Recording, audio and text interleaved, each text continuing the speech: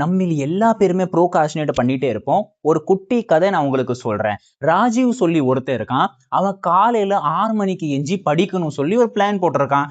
காலையில 6 மணிக்கு சரியான நேரத்துல அலாரம் அடிக்குது. அலாரம் அடிச்ச உடனே அவன் படிக்கிறதுக்கு பதிலா அலாரம் அடிச்ச அந்த போனை எடுத்து ஒரு 5 நிமிஷம் நம்ம ரீல்ஸ் பார்ப்போமே அப்படி சொல்லி இன்ஸ்டால நுழையிறான். இன்ஸ்டால நுழைஞ்சு பார்க்கறான், மணி 7 ஆயிருச்சு. அடுத்தது யாரோ ஒரு முக்கியமான ஃப்ரெண்டு வாட்ஸ்அப்ல மெசேஜ் பண்ணிருக்காங்க சொல்லிட்டு அந்த மெசேஜ் அவன் பார்க்க போறான். மெசேஜ் பண்றா, சேட் பண்றா, அப்படியே மணி 8 ஆயிருச்சு. 8 மணி ஆனதுக்கு அப்புறம் இப்போ அவன் யோசிக்கிறான், சரி நம்ம குளிச்சுட்டு ஃப்ரெஷ் ஆயிட்டு பிரேக்ஃபாஸ்ட் முடிச்சிட்டு காலை சாப்பாடு முடிச்சிட்டு அதுக்கடுத்து நம்ம படிக்கலாம். 6 மணிக்கு படிக்கணும் முடிவு பண்ணிட்டு 8 மணிக்கு தான் பெட்ல இருந்து எந்திரிச்சு குளிச்சுட்டு சாப்பிட்டதுக்கு அப்புறம் ஆகுது. ரொம்ப சோர்வா அவன் உணர்ந்துட்டே இருக்கான். சரி நம்ம சோர்வா உணர்றோம், இப்படி நம்ம படிச்சா செட் ஆகாது, படிச்சா நல்ல ஃப்ரெஷ் மைண்டோட தான் படிக்கணும் சொல்லிட்டு கொஞ்ச நேரம் தூங்குவோமே சொல்லி தூங்கிடுறான். 10:30 மணிக்கு முழிச்சதுக்கு அப்புறம் நம்ம இப்போதான் முழிச்சிருக்கோம், கொஞ்ச நேரம் திருப்பியும் போன் யூஸ் பண்ணுவோம் சொல்லி போன் யூஸ் பண்றான். போன் யூஸ் பண்ணிக்கிட்டே இருக்கான். மணி அப்படியே 1 மணி ஆயிருது. 1 மணிக்கு அப்புறம் லஞ்சை முடிச்சிட்டு ஒரு முக்கியமான ஃப்ரெண்ட் ஒருத்தன் போன் அடிக்கிறான். அவன் வெளியே போயிடுறான். வெளியே போயிட்டு வந்து பார்க்கறான், மணி 5. காலையில 6 மணிக்கும் படிக்கணும் முடிவு பண்ணிட்டு இப்போ மணி 5 ஆயிருச்சு. 5 மணிக்கு அவன் வந்து யோசிக்கிறான், ரொம்ப லேட் ஆயிருச்சு. கொஞ்சம் நான் ரெஸ்ட் எடுக்கிறதுக்கு பேர்ல போன் யூஸ் பண்றான், டிவி பார்க்கறான், மணி 7 ஆயிருச்சு. மனசுல ஒரு பெரிய கில்ட் உண்டாகுது. காலையில 6 மணில இருந்து படிக்கணும் முடிவு பண்ணிருந்தோமே, இப்போ என்னால படிக்க முடியல சொல்லிட்டு அந்த கில்ட்டை அவன் போக்குறதுக்காக வேண்டி நாளையில இருந்து நான் ஸ்டார்ட் பண்றேன்னு சொல்றான். இதுக்கு பேர் தாங்க ப்ரோக்ராஸ்டினேஷன். நாளைக்கு சேம் அதே மாதிரி தொடருது. அலாரம் அடிக்குது, போன் யூஸ் பண்றான், இப்படியே நாள் அவனுக்கு தொடர்ந்து போயிட்டே இருக்கு. ஏன் இப்படி நடக்குது சொல்லிட்டு ஃபார்முலா ஆஃப் ப்ரோக்ராஸ்டினேஷன் நம்ம பார்க்க போறோம். முதலாவது ஒரு விஷயம், நமக்கு ப்ரோக்ராஸ்டினேஷன் ஏற்படுறதுக்கான காரணம் மோட்டிவேஷன் இல்லாம இருக்கிறது. ஒரு விஷயத்தை செய்யறதுக்கான மோட்டிவேஷன் குறையும் போது நமக்கு ப்ரோக்ராஸ்டினேஷன் அதிகமாகும். மோட்டிவேஷன் குறைவதற்கான காரணம் என்ன? எக்ஸ்பெக்டன்சி. நீங்க ஒரு விஷயத்தை செய்யறது ரொம்ப கஷ்டம் சொல்லி உங்களுக்கு ஏற்கனவே தெரியும். ஆனா நீங்க என்ன எதிர்பார்க்கறீங்க? இந்த விஷயத்தை நான் செஞ்சு முடிப்பேன், கண்டிப்பா என்னால செய்ய முடியும். உங்களால செய்ய முடியாதுன்னு உங்களுக்கு நல்லாவே தெரியும். இருந்தாலும் கூட உங்கள்கிட்ட அதிகப்படியான ஆசையை உங்க மேல நீங்க வச்சிருக்கீங்க. உதாரணத்துக்கு ஒரு சாப்டரை படிக்கிறது முடிக்கிறது உங்களுக்கு ரொம்ப கஷ்டம்னு தெரியும். நீங்க இது ஃபுல்லாமே முடிப்பேன்னு முடிவு பண்ணிருக்கீங்க. நாளையில இருந்து புக் படிக்க தொடங்கணும். நீங்க 10 பக்கத்தை டார்கெட் பண்ணல, ஸ்ட்ரெயிட்டா 50 பக்கத்தை நீங்க டார்கெட் பண்ணிருக்கீங்க. உங்களுடைய மனசுக்கே தெரியும் இது உங்களால முடியாதுன்னு. இப்போ நீங்க என்ன பண்ணிரீங்க? எக்ஸ்பெக்டன்சி இருக்கா, அது ரொம்ப ஹையாக வச்சிருக்கீங்க. இது முதலாவது விஷயம். ரெண்டாவது வேல்யூ. உங்களுக்கு ஒரு விஷயத்தை செய்யறதுக்கு முதல்ல வேல்யூ தெரியணும். எல்லா பேருமே தங்கத்துல இன்வெஸ்ட் பண்றதை பத்தி யோசிப்போம். யாராவது கல்ல இன்வெஸ்ட் பண்ணுவாங்களா? யாராவது மண்ணுல இன்வெஸ்ட் பண்ணுவாங்களா? யாராவது தன்னுடைய காசு எடுத்து சாக்கடையில போடுவாங்களா? ஏன்? எதுல இன்வெஸ்ட் பண்ணணும் என்ற அந்த வேல்யூ நமக்கு தெரியும். அந்த வேல்யூ மேலதான் நம்ம இன்வெஸ்ட் பண்ணுவோம். ரெண்டாவது விஷயம், காசோடைய வேல்யூ என்ன நமக்கு தெரியும். அது நம்ம சாக்கடையில போட மாட்டோம். இதுல ஒரு விஷயம் நீங்க கவனிச்சீங்கன்னா, எந்த விஷயத்துடைய வேல்யூ நம்ம வாழ்க்கையில இருக்கோ அந்த விஷயத்தை நம்ம மதிப்போம். இவ்வளவுதாங்க விஷயம். எந்த விஷயத்தோட வேல்யூ நம்ம வாழ்க்கையில இருக்கோ அந்த விஷயத்தை நம்ம மதிப்போம். இப்போ நீங்க எந்த விஷயத்தை செய்யணும் ஆசைப்படுறீங்களோ அதனுடைய வேல்யூ உங்களுடைய வாழ்க்கையில இருக்கான்னு நீங்க உங்கள்கிட்ட கேள்வி கேளுங்க. அந்த வேல்யூ இல்லனா உங்களுக்கு மோட்டிவேஷன் லோ ஆகும்.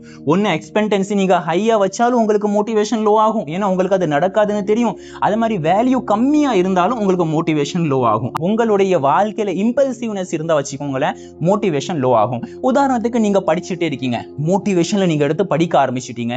இப்போ திடீர்னு ஒரு முக்கியமான கால் உங்களுக்கு வருது, ஒரு முக்கியமான போன் வருது. இப்போ நீங்க அந்த போனை எடுக்க போறீங்க பாத்தீங்களா, இம்பல்சிவ்னஸ். ஒரு விஷயத்தை நீங்க உடனடியா ரியாக்ட் பண்றீங்க பாத்தீங்களா, இதனால உங்களுக்கு மோட்டிவேஷன் லோ ஆயிரும். அதான் சொல்லுவாங்க, நம்ம ஒரு காரியத்தை செஞ்சுக்கிட்டே இருக்கும்போது அதுல முழு கான்சென்ட்ரேஷன் நம்ம வச்சிருக்கும் போது ஒரு நோட்டிபிகேஷன் வந்தா வச்சுக்கோங்களேன், நம்முடைய கான்சென்ட்ரேஷன் இருக்க அந்த சத்தத்தை கேட்டு மட்டுமே 60% வரைக்கும் டவுன் ஆயிரும். நினைச்சு பாருங்க.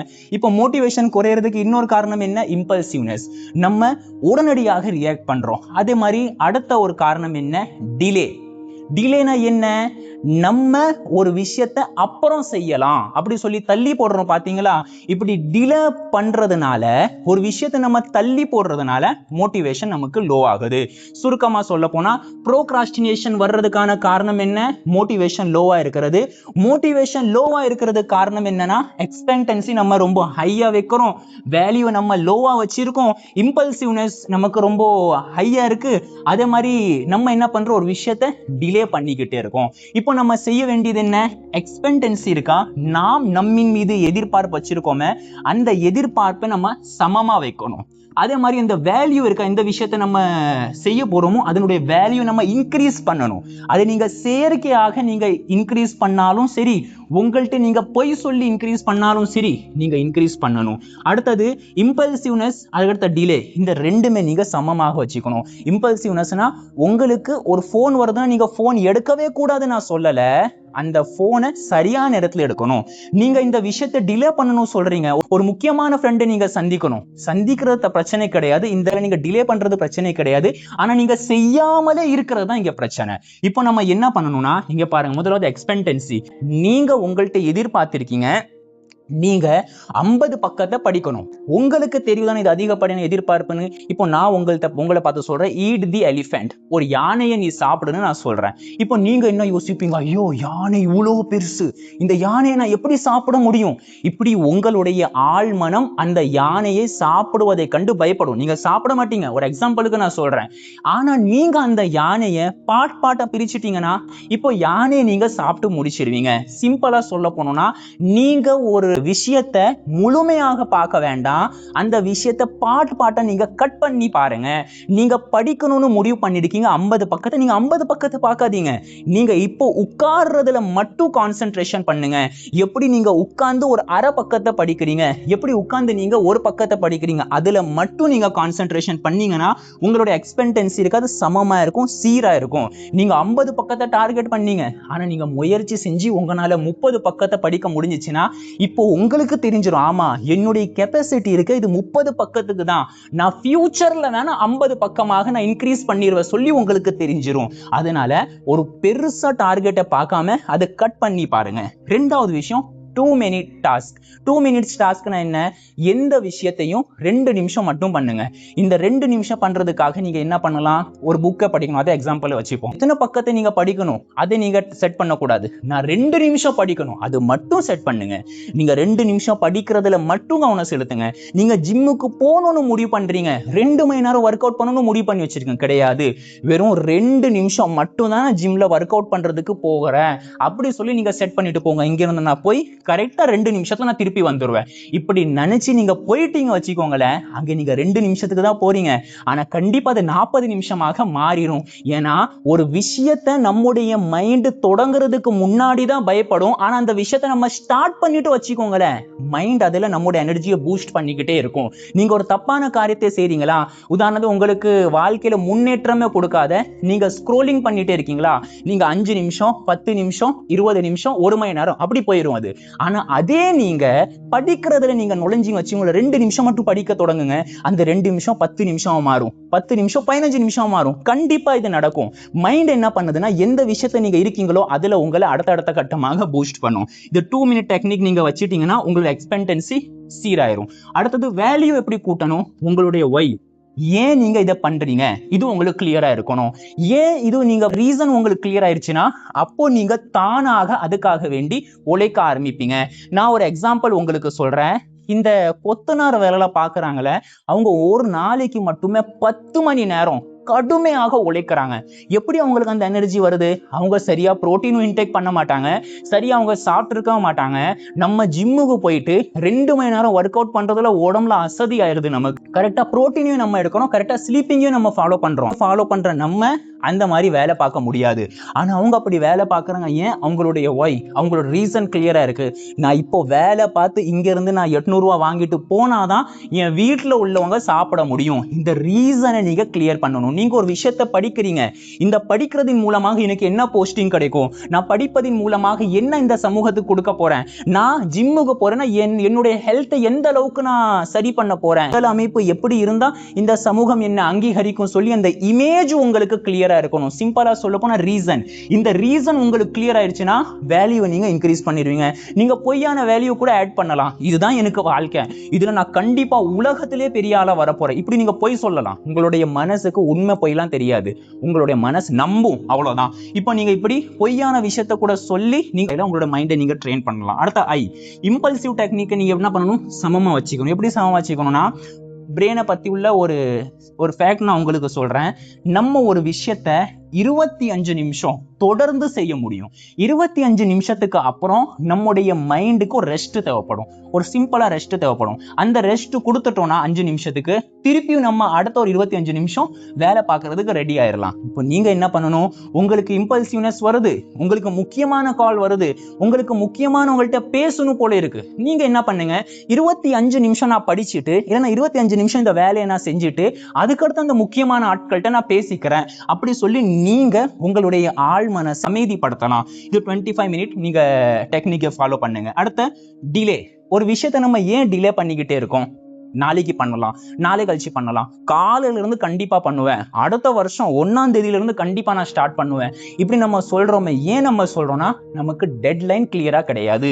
நீங்க ஒரு விஷயத்தை செய்யறதுக்கு உங்களுக்கு டெட்லைனை நீங்க கரெக்டா செட் பண்ணிருங்க. எக்ஸாம் உங்களுக்கு ஃபிக்ஸ் பண்ணிருக்காங்க, நீங்க படிக்கல சொல்லி அந்த எக்ஸாமோட டெட்லைன் மாற்றப்படுமா, மாற்றப்படாது.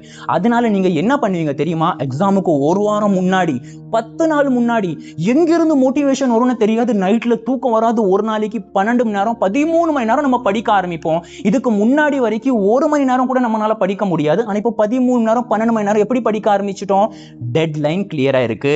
இப்போ நான் படிச்சாலும் சரி படிக்கலனாலும் சரி 10 நாள் கழிச்சு 15 நாள் கழிச்சு எக்ஸாம் வந்துடும். இந்த டெட்லைன் நம்முடைய மைண்டுக்கு கிளியரா தெரிஞ்சா மைண்ட் வெறித்தனமாக ஓட ஆரம்பிச்சிடும். இப்போ நீங்க என்ன பண்ணுங்க, எந்த ஒரு காரியமா இருந்தாலும் அதுக்கு டெட்லைன் நீங்க கிளியர் பண்ணிக்கோங்க. நீங்க ஜிம்முக்கு போறீங்கன்னா இந்த 5 மாசத்துக்குள்ள நான் 12 கிலோவை குறைக்கணும், இந்த 5 மாசத்துக்குள்ள என்னுடைய பிசிக் இந்த மாதிரி இருக்கணும், நான் பெல்லி ஃபேட்டை குறைக்கணும், நான் என்னுடைய செஸ்டோட அப்பர் செஸ்ட்டை நான் இம்ப்ரூவ் பண்ணணும், என் ஆர்ம்ஸை நான் என்னோட பைசப்ஸை நான் இம்ப்ரூவ் பண்ணணும் அப்படி சொல்லிட்டு உங்களுக்குன்னு ஒரு டெட்லைனை நீங்க இந்த குறிப்பிட்ட டைம் லைனுக்குள்ள நீங்க செட் பண்ணணும். நீங்க படிக்கணும் முடிவு பண்றீங்களா, இந்த நாளுக்குள்ள நான் இவ்வளவு படிச்சு முடிக்கணும், அவ்வளவுதான்.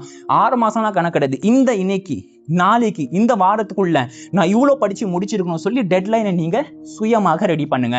நான் தனியாக இருந்து என்னால டெட்லைனை கிரியேட் பண்ண முடியலன்னா யாராவது ஹெல்ப்புக்கு, உங்களுக்கு ஒரு அத்தாரிட்டேட்டிவ் பீப்புள் இருப்பாங்க, உங்களுடைய பேரண்ட்ஸா இருக்கலாம், இல்லை எங்களை மாதிரி கவுன்சிலரா இருக்கலாம், அவங்கள நீங்க உங்க ஹெல்ப்புக்கு வச்சுட்டு நீங்க டெட்லைனை கிளியர் பண்ணுங்க. உங்களுக்கு ஒரு ஷெட்யூலை போடுங்க, நான் இந்த நேரத்துக்குள்ள இந்த விஷயத்தை முடிச்சிடுற சொல்லிட்டு உங்களுக்கு ஒண்ணு நீங்களே டெட்லைனை செட் பண்ணுங்க. இல்லைன்னா உங்களை யார் நல்லவர்களாக ஆக்க வேண்டும் என்று பிரியப்படுகிறார்களோ, உங்க மேல யார் ரொம்ப அதிகபட்சமான வெல் விஷிங் வச்சிருக்காங்களோ அவங்கள நீங்க உதவிக்கு அழைக்கலாம். இப்படி நீங்க பண்ணீங்கன்னா உங்களோட எக்ஸ்பெக்டன்சி சமமா இருக்கும், உங்களுடைய ஒய் என்கிற அந்த ரீசன் வேல்யூ இன்க்ரீஸ் ஆகும், உங்களுடைய இம்பல்சிவ்னஸும் டெட்லைனும் சமமா இருக்கும்.